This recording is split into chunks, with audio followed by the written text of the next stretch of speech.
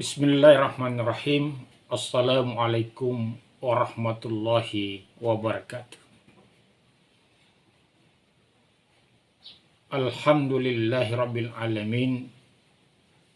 Wassalatu wassalamu ala asrafil anbiya'i wal mursalin wa ala alihi wa sahbihi ajma'in, amma ba'd. Kaum muslimin rahimakumullah. Paling tidak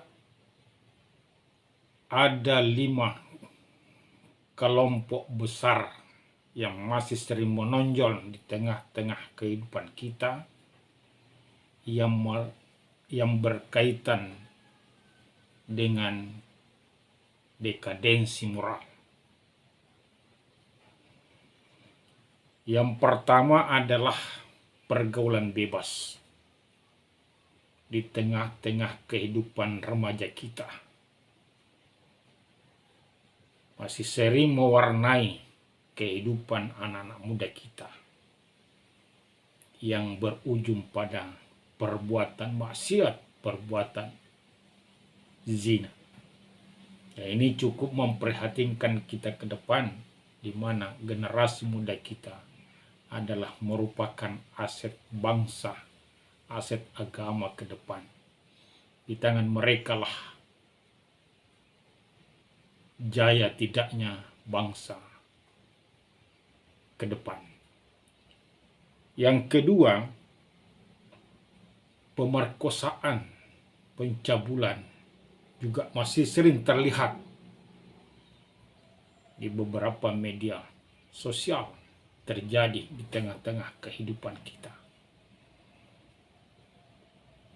Kemudian korupsi masih menonjol di berbagai pemberitaan, terjadi hampir di semua lini kehidupan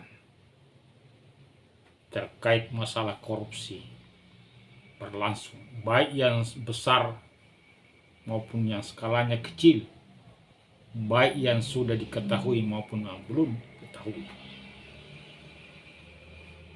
Kemudian tawuran antar kelompok, antara pelajar, antar masyarakat masih sering terjadi di tengah-tengah kehidupan kita.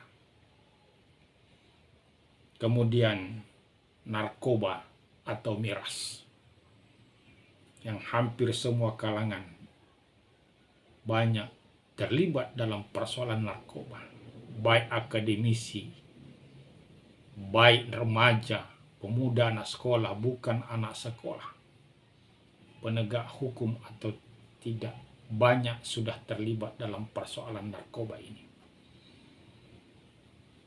Dan kelima, bentuk dekadensi moral ini merupakan pintu masuknya banjir bencana di tengah-tengah kehidupan manusia.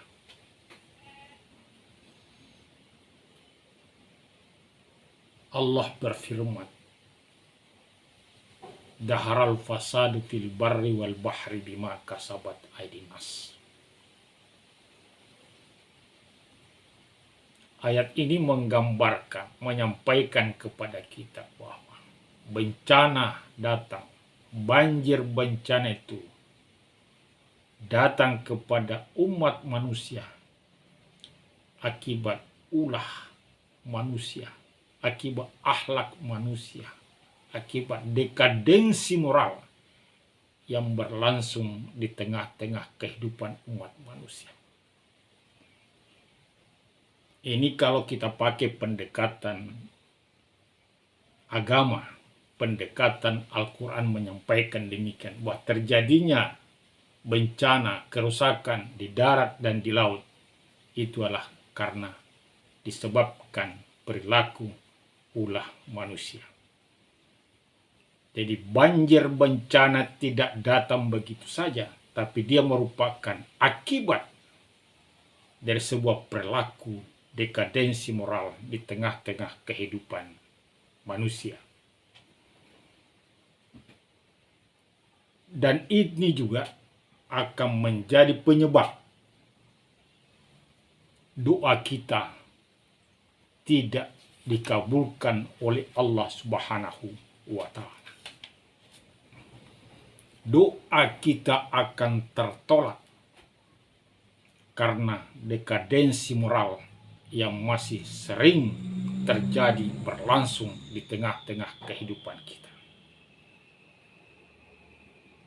Dijelaskan para ulama bahwa di antara penyebab doa kita tertolak adalah kita masih sering menggunakan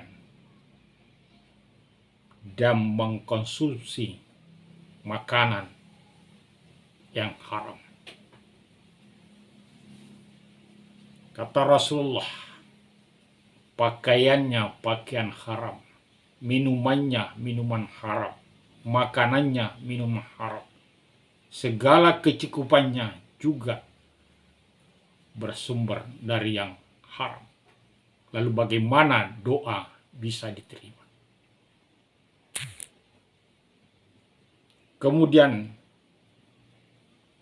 kita masih sering melakukan perbuatan maksiat, perbuatan dosa, perbuatan yang dilanggar, perbuatan yang tidak mengikuti tuntunan Allah dan Rasul-Nya. Kemudian kita banyak meninggalkan kewajiban-kewajiban yang diperintahkan oleh Allah. Padahal Allah tidak pernah lalai dan lupa memenuhi kebutuhan kita. Allah tidak pernah lupa sedetik pun untuk memenuhi kebutuhan kita. Sekecil apapun tetap diberikan oleh Allah. Mau kita taat, mau tidak, tetap diberikan oleh Allah Subhanahu wa Ta'ala. Tapi mengapa kita masih banyak meninggalkan kewajiban-kewajiban yang diperintahkan oleh Allah Subhanahu wa Ta'ala?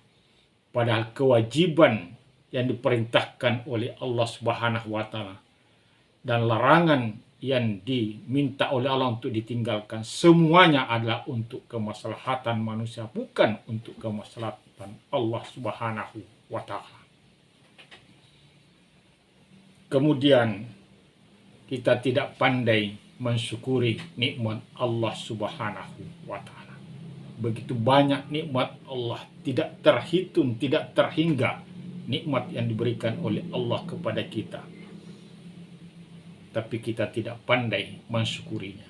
Bahkan kita memanfaatkan segala potensi anugerah Allah Subhanahu wa Ta'ala untuk melakukan pelanggaran, membangkang terhadap Allah Subhanahu wa Ta'ala. Jadi dekadensi moral, di samping dia merupakan pintu masuknya banjir bencana di tengah-tengah kehidupan manusia, juga merupakan menjadi sebab tidak diterimanya doa-doa yang kita sampaikan kepada Allah Subhanahu wa Ta'ala. Oleh karena itu Rasulullah Sallallahu Alaihi Wasallam berpesan kepada kita agar kita memiliki rasa malu yang sebenar-benarnya kepada Allah Subhanahu wa Ta'ala.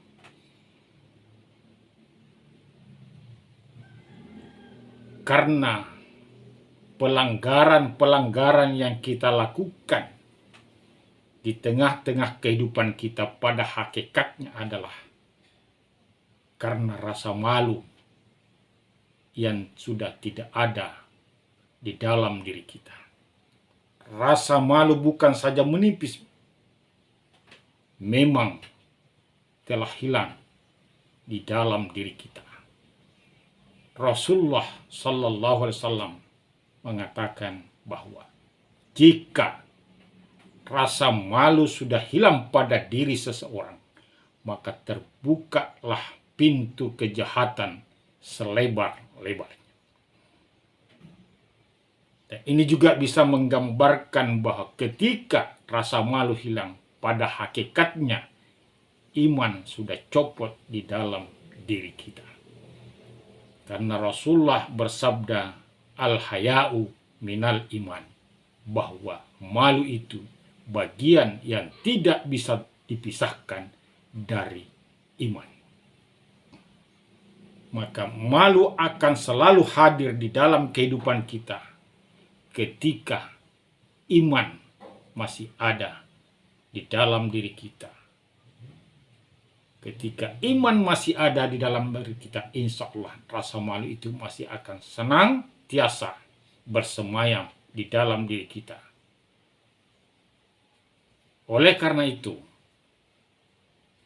Rasulullah Shallallahu Alaihi Wasallam berpesan kepada kita di dalam sebuah hadisnya yang diriwayatkan oleh Abu Lais, hadis yang bersumber dari Abdullah bin Mas'ud. Beliau mengatakan, istahyu minallahi haqqal hayai. Kata Rasulullah, malulah kamu sekalian kepada Allah dengan sebenar-benarnya malu.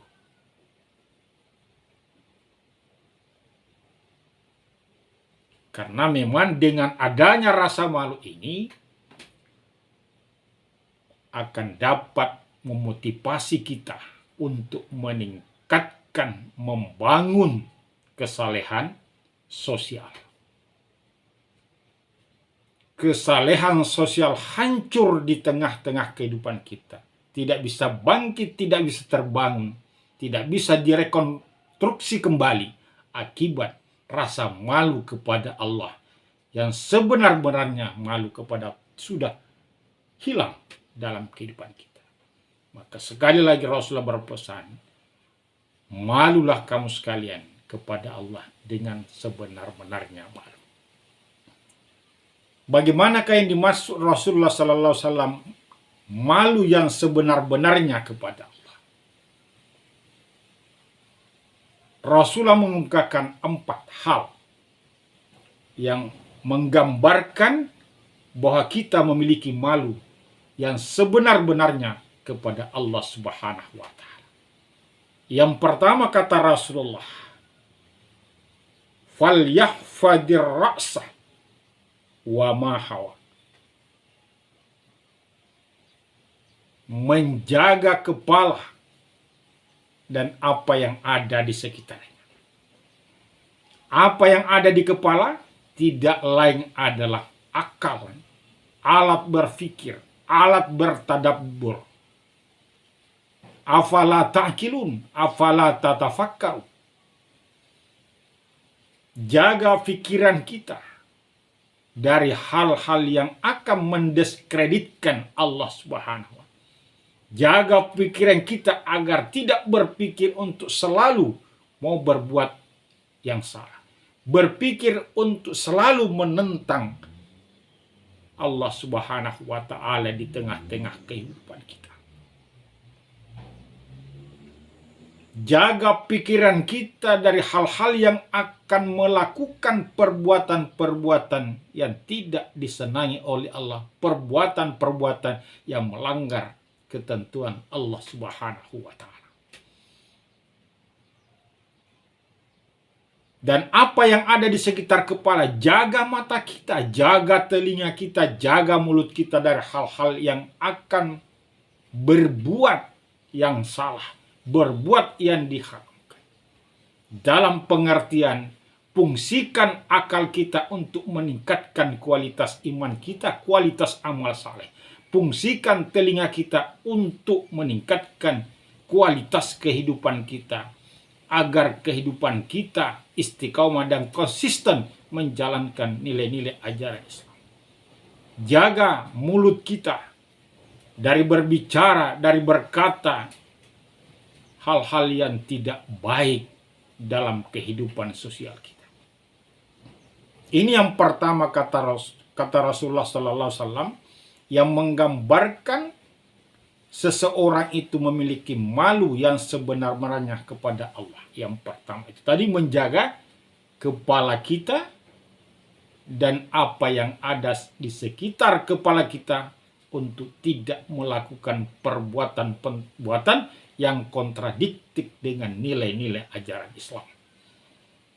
Yang kedua, kata Rasulullah, yang menggambarkan bahwa kita benar-benar memiliki rasa malu kepada Allah adalah fal yahfadil batna wa ma wa,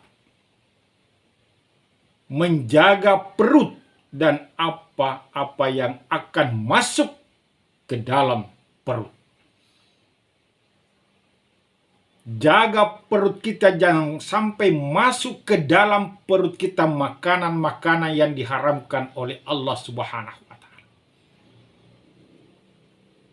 Jaga perut kita dari hal-hal yang tidak dibenarkan Allah Subhanahu wa taala. Maka ini akan senantiasa berkaitan dengan mata pencaharian kita. Maka dengan kata lain, jaga mata pencaharian kita, sumber pendapatan kita dari hal-hal yang tidak dibenarkan oleh Allah Subhanahu wa taala.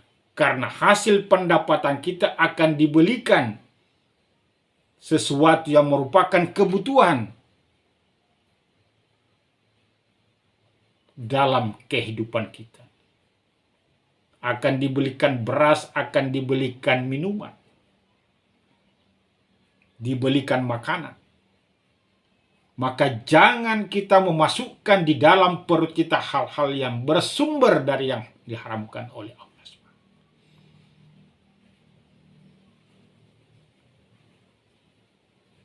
Karena ada makanan yang pada hakikatnya halal, tetapi karena proses mendapatkannya sehingga dia bisa menjadi haram. Prosesnya tidak sesuai ketentuan Allah, maka dia bisa menjadi haram. Haram karena proses. Maka jaga perut kita agar tidak masuk ke dalamnya barang-barang yang hasil proses yang tidak dibenarkan oleh Allah Subhanahu wa taala. Kalau kita sebagai kontraktor jaga pekerjaan kita itu, jangan sampai ada keuntungan-keuntungan yang tidak dibenarkan dalam agama kita. Ketika kita berjual beli, jaga dalam berjual beli. Jangan sampai ada keuntungan-keuntungan dalam jual beli yang pada ujungnya akan masuk di dalam perut kita. Rasulullah bersabda, darah yang mengalir dalam tubuh kita, yang bersumber dari yang diharamkan Allah, maka darah itu hanya pantas untuk mereka. Itulah sebabnya mengapa kita harus menjaga perut kita, karena akan mempengaruhi karakter kita dalam beraktivitas dalam kehidupan sosial kita maupun dalam kehidupan spiritualitas kita. Maka jagalah, kata Rasulullah, jaga perut kita dan hal-hal yang akan dimasukkan ke dalam perut kita. Fal yahfadil batnah wa ma huwa. Jaga perut dan yang akan dimasukkan dalam perut dari hal-hal yang diharamkan oleh Allah Subhanahu wa taala. Itu yang kedua, yang menggambarkan kita memiliki rasa malu yang sebenar-benarnya kepada Allah Subhanahu wa taala. Kemudian yang ketiga, kata Rasulullah, yang menggambarkan adanya rasa malu kepada Allah yang sebenar-benarnya adalah wal yazkuril mauta wal bala. Dan ingatlah kematian dan hal-hal yang akan timbul setelah kematian. Jagalah atau ingatlah mati dan hal-hal yang akan merusak ketika berada di dalam kubur. Mengapa Rasulullah berpesan agar kita senantiasa mengingat mati dan hal-hal yang akan terjadi setelah kematian? Perlu diingat, karena di kematian itu kita akan berhadapan dengan zakratul maut. Kematian akan berlangsung dengan baik apabila amal-amal kita ketika hidup di dunia itu baik. Dan kita akan mendapatkan kenyamanan setelah kematian ketika amalan kita baik ketika hidup di dunia. Maka di balik pesan Rasulullah mengingat mati ini, dengan mengingat kita akan termotivasi untuk selalu bersemangat menjaga akidah kita, bersemangat beramal soleh, memanfaatkan kehidupan dunia kita untuk mengumpul amal-amal soleh. Karena amal soleh ini akan senantiasa menyelamatkan, mendorong kita, mengangkat harkat dan martabat kita di hadapan Allah Subhanahu wa Ta'ala. Dengan banyak mengingat mati, maka kita akan termotivasi berinfak, bersedekah. Akan termotivasi untuk bersemangat mengeluarkan zakat. Akan bersemangat untuk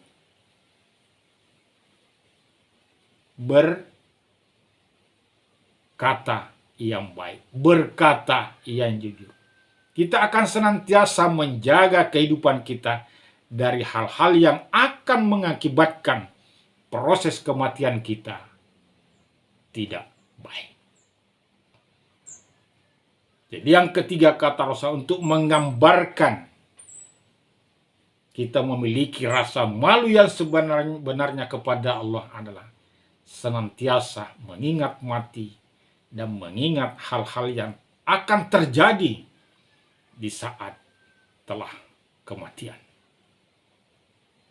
Maka dengan kata lain, banyaklah kita beramal saleh di dunia ini sebagai refleksi kita senantiasa mengingat mati dan hal-hal yang akan terjadi setelah kematian.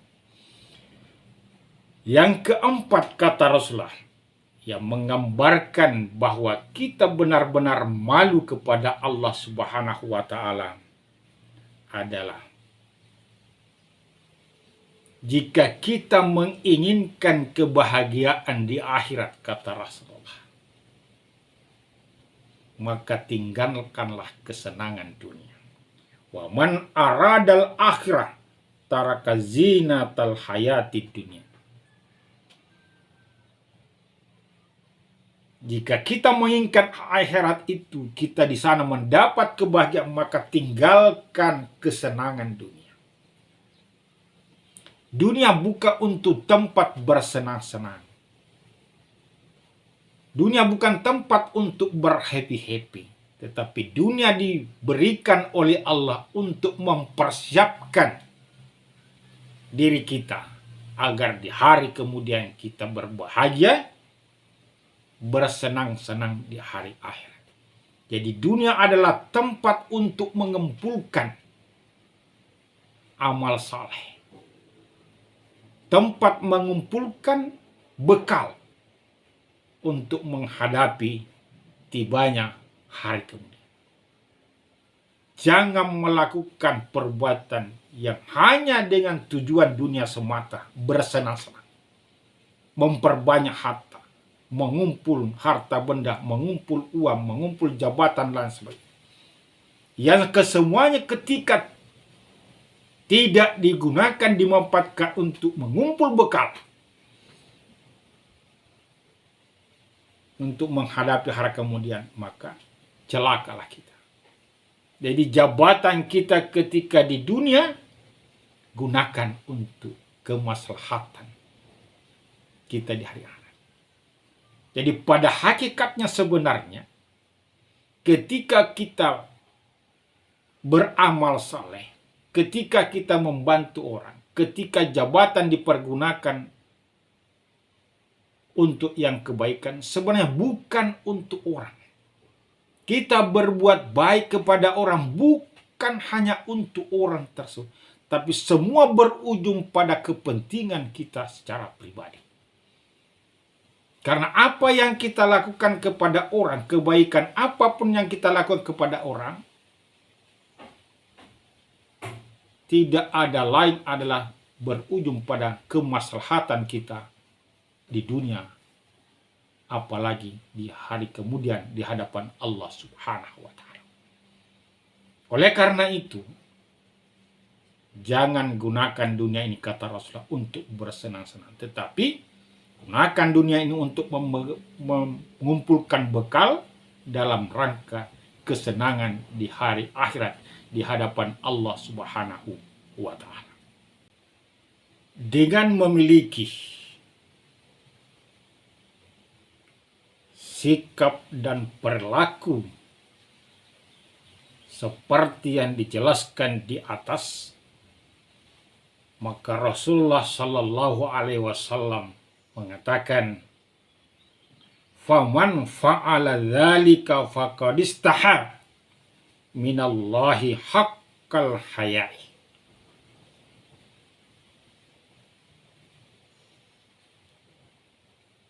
Barang siapa memiliki sifat-sifat seperti yang disebutkan di atas, maka itulah orang-orang yang benar-benar malu kepada Allah Subhanahu wa Ta'ala.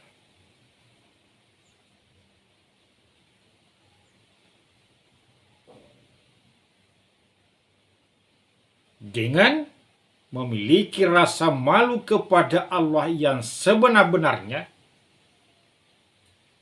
akan dapat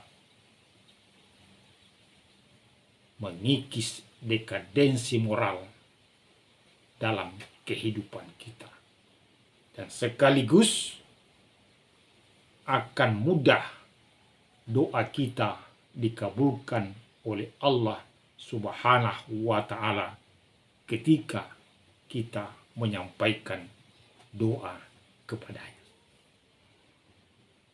Maka dengan memiliki rasa malu kepada Allah yang sebenar-benarnya, kita dapat terhindar dari banjir bencana. Bencana akan senantiasa jauh dari kehidupan kita. Oleh karena itu, memiliki rasa malu kepada Allah Subhanahu wa Ta'ala hal yang sangat urgen, hal yang sangat mendasar, hal yang sangat penting di dalam kehidupan keseharian kita. Oleh karena itu, marilah kita miliki rasa malu kepada Allah Subhanahu wa Ta'ala, agar kesalehan sosial dapat terbangun dan meningkat dalam aktivitas kehidupan kita di dunia, dan insya Allah akan berimbas dengan kesenangan di dunia maupun di akhirat. Karena orang-orang yang memiliki rasa malu yang sebenar-benarnya kepada Allah adalah orang yang memiliki kualitas iman yang bagus. Rasulullah Shallallahu Alaihi Wasallam bersabda, al-imanu fil jannah, bahwa iman yang berkualitas, iman yang fungsional akan mengantarkan kita kepada kesenangan dunia, juga kesenangan di akhirat, al-jannah. Demikian yang dapat kami sampaikan. Semoga ada manfaatnya. Wabillahi taufiq wal hidayah. Wassalamualaikum warahmatullahi wabarakatuh.